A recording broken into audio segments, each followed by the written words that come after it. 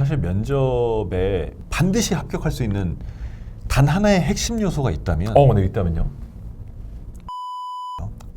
지금 마침 요새 이제 코로나가 지나고 나서 네. 사람들이 가장 무서워하는 것 중에 하나가 바로 말하는 거라고 그러더라고요. 코로나가 진짜 사람들을 많이 바꿔놨는데 일단 2년 정도 최소한 1년은 정말 심하게 네. 단절이 있었고 네. 길게는 한 2년 정도 봐야 되는데 그러고 났더니 대면에서 말하는 기회가 너무 많이 줄어버린 거예요. 맞습니다. 다 이 톡으로 얘기하고 네. 이메일로 얘기하고 이런 게. 그래서 실제로 사람 표정을 보고 눈을 보고 뭔가 말을 하는 것 자체가 경험이 줄다 보니까 무서운 거죠. 네.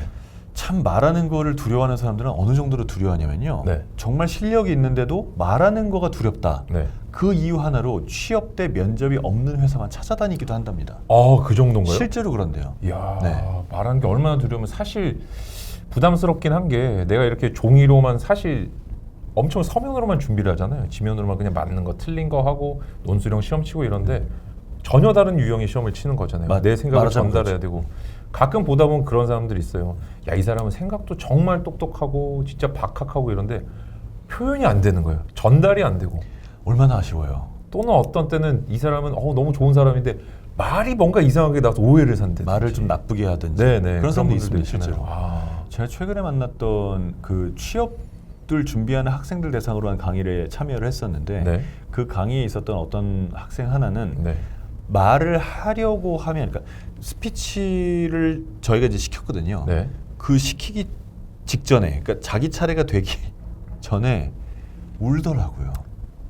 너무 공포스러웠나요? 그냥 그게 공포인 거예요. 그 사람은 내가 이제 곧 말을 해야 된다라는 생각만으로도 공포인 거예요.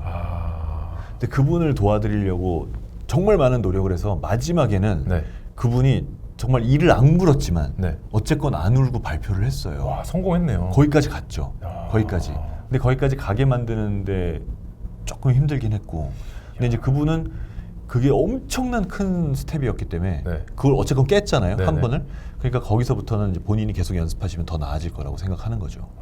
저는 대화에 문제가 좀 있는 편이었습니다. 어떻게 하셨길래? 제 위주였어요. 말하는 게. 제가 생각했을 때 이게 네네. 옳은 거고 이 내 친구가 네. 얘는 지금 이러이러한 부분이 문제여서 이러이러하게 개선해야 된다 네. 라고 내가 생각을 하면 바로 팍 이렇게 그리고 하셨나요? 내가 그게 맞다고 생각을 하면 네. 그걸 얘기해주는 편이었어요. 근데 예를 들면 얘기해주는 혹시 말이 네. 그다지 친절하지도 않았던 것 같아요. 너는 이게 문제야 이렇게 하셨나요?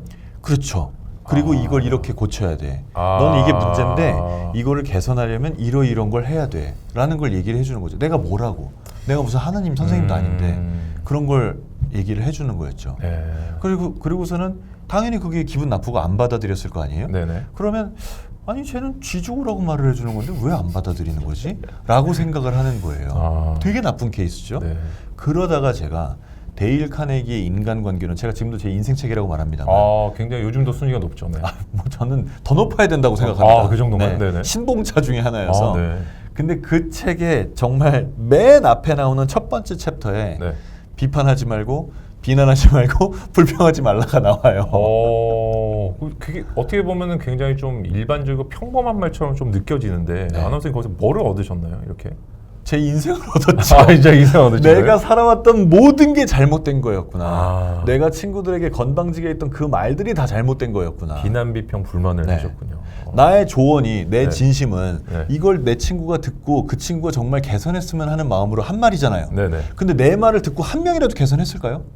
기분 나빠서 안 했을까? 일부러 그렇게 안 했을 것 같아요. 그렇게 되는 거예요. 이 말이 맞는지 알겠어도 하기 싫은 게 되는 거예요. 그럼 제가 여기서 좀 궁금한 거는 내가 상대방을 어쨌든 내가 원하는 대로 좀 끌고 와야 되잖아요.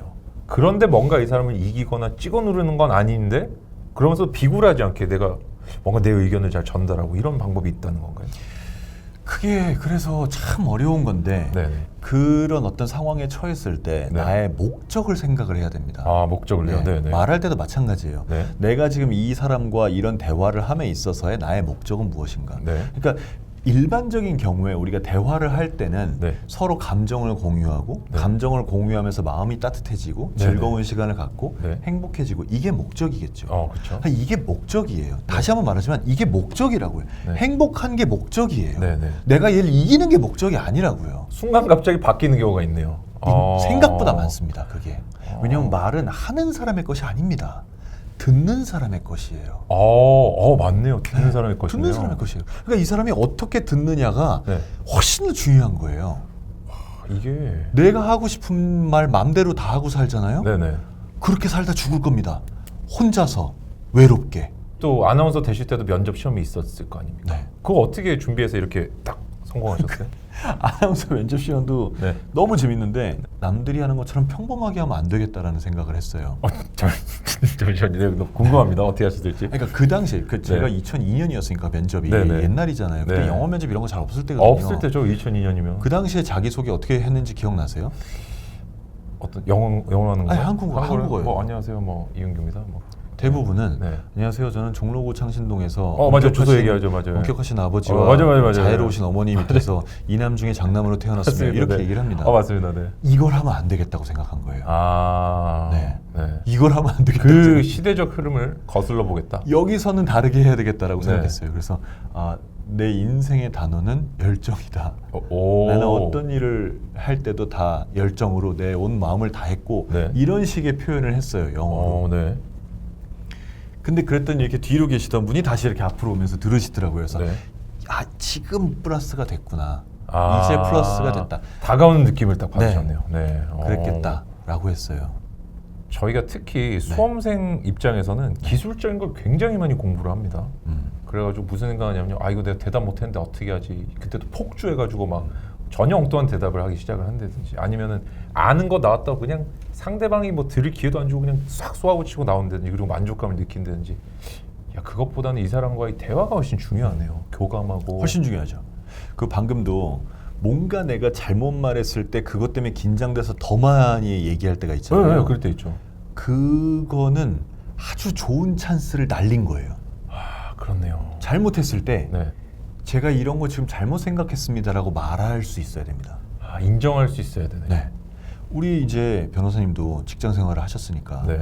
누군가가 뭔가 잘못했을 때 잘못했다고 인정하는 게 네. 얼마나 일에 도움이 되는지 아실 거잖아요. 알죠. 바로 그것만 딱 고치면 되고 그리고 사람도 되게 나이스해 보여요. 그럼요. 네. 면접관들 그걸 모르겠습니까? 똑같네요. 쟤는 들어오면 잘하겠구나라고 생각하는 거예요. 그 순간에. 이게 관점이 너무 다른 게 시험장에 서 있는 사람이 1인칭으로 난 여기서 오늘 말 잘하고 가야 돼 이건데 그게 아니라 이 사람들은 우리랑 함께 일할 사람들을 뽑고 그러니까 그걸 볼 수밖에 없겠네요. 네. 제가 들었던 취업 면접 중에 이런 얘기도 있었어요. 네. 어떤 친구가 금요일 날 저녁 뭐 5시 반인가 아무튼 마지막 타이밍에 면접이 잡혔대요. 네네. 다 피곤하잖아요. 엄청 피곤하죠. 네. 네. 근데 오늘 면접 때 열심히 했대요. 네. 열심히 하고 자기가 생각할 때 자기가 한 중간쯤 되는 것 같더래요. 네네. 근데 면접관이 이제 되게 피곤한 표정으로 네. 네, 잘 들었고요. 저 끝으로 하시고 싶은 말씀 있으면 한마디 해보세요. 이러고 있었대요. 그때 뭐라고 하시겠습니까? 면접관님 이렇게 늦은 시간까지 제 얘기를 경청해 주셔서 너무 감사드립니다. 저희가 오늘 소중한 기회를 갖게 저는 이렇게 할 것 같아요. 다들 그때를 승부처라고 생각할 거예요. 그럴 것 같아요. 마지막 기회다. 마지막 기회다. 잘 보여야 된다. 네. 근데 이 친구에서 뭐라 그러냐면 금요일 밤까지 면접하느라 정말 고생 많으셨습니다. 네. 저는 할 말 안 할게요. 예. 빨리 퇴근하시기 바랍니다. 이러고 나왔대요. 지금 이 반응을 보인 거예요. 면접관들이 이러고 있다가 알겠습니다. 들어가십시오. 이랬대요. 왜냐하면 내가 한마디라도 더 해야 되겠다는 생각 보통 할 것 같거든요. 네. 그리고 그 회사 지금도 다니고 있답니다. 그것도 면접관한테 들은 얘기 중에 하나는 들어올 때 나갈 때 문 열고 닫는 모습, 네. 들어와서 의자에 앉는 모습, 이 모습에서 절반 이상 평가한다는 사람 얘기도 들은 적 있어요. 너무너무 중요한 것 같습니다. 네. 제가 그때 막 이렇게 척척 쳐서 건방지게 앉으면 아무리 말 세련되게 해도 안 좋을 것 같아요. 네. 그리고 이제 보통은 앞에 면접 보는 사람이 나가면서 제가 들어가잖아요. 네네 그렇죠. 이때의 문을 어떻게 했느냐. 네. 딱 잡아주는 열게 잡아줬느냐, 비켜줬느냐, 상대방을 어떤 식으로 배려를 했느냐. 그러니까 뭐 꼭 안 비켜주더라도 이렇게 눈을 마주치면서 네가 먼저 갈래, 내가 먼저 갈까? 이걸 우리가 약간의 신호를 보낼 수 있죠, 있잖아요. 예, 있죠. 그런 모습들을 보고 평가하는 사람도 있다고 하더라고요. 약간 양보하고 이렇게. 네. 이게 어떻게 보면은 그 면접장이 약간 이런 느낌이네요. 내가 얼마만큼 네가 뭘 많이 알고 있냐 이게 아니라 앞으로 직장 생활 같이 할 때는 어떤 애인지 미리 좀 보고 싶다라는 느낌이 좀 드네요. 그래서 사실 면접을 정말 반드시 합격할 수 있는 단 하나의 핵심 요소가 있다면 네, 있다면요? 매력이에요. 매력. 네. 이 사람으로 하여금 면접관으로 하여금 네. 나 얘랑 일하고 싶다. 이거예요. 그렇네요. 이 한 줄입니다. 근데 이 한 줄을 위해서 어떤 면에서 어떤 능력을 보여야 얘랑 일하고 싶을까? 얘가 우리 회사에 대해서 많이 알거나 우리 회사에서 얘가 들어와서 해야 될 업무에 대해서 많이 알거나 기초 지식을 많이 알거나 뭐 이런 것들이 요소가 되겠죠. 그러니까 우리는 그거에 매몰해서 그런 기초 지식을 쌓기 위해서 노력하고 기초 지식을 더 잘 설명하기 위해서 노력하는 거죠. 그렇죠. 네네. 근데 그거의 원래 목적은 나의 매력이라고요. 바뀌었네요 이게. 네. 근데 그 점을 놓치면 안 되는 거죠. 근데 나의 매력에 이런 부분들도 있지만 나의 표정, 네. 나의 태도, 나의 옷차림 모든 게 포함되는 거죠. 특히 이제 공무원이나 대기업이나 이런 조직이 큰 데들은 네. 어차피 프로토콜이 정해져 있고 그렇죠. 이렇게 네. 수치화된 점수를 매기는 게 있어서 네. 꼭 그렇게 매력보다는 다른 상세한 요소들이 더 중요할 수도 있어요. 근데 작은 규모의 회사, 네. 뭐 아니면 나 자신이 들어가면 혼자 일해, 변호사들 마찬가지죠. 네네. 혼자 일을 할 게 분명한 회사들, 이런 네. 회사들은 그런 요소들만큼이나 개인의 매력이라는 요소가 더 중요합니다. 더 중요하겠네요. 네.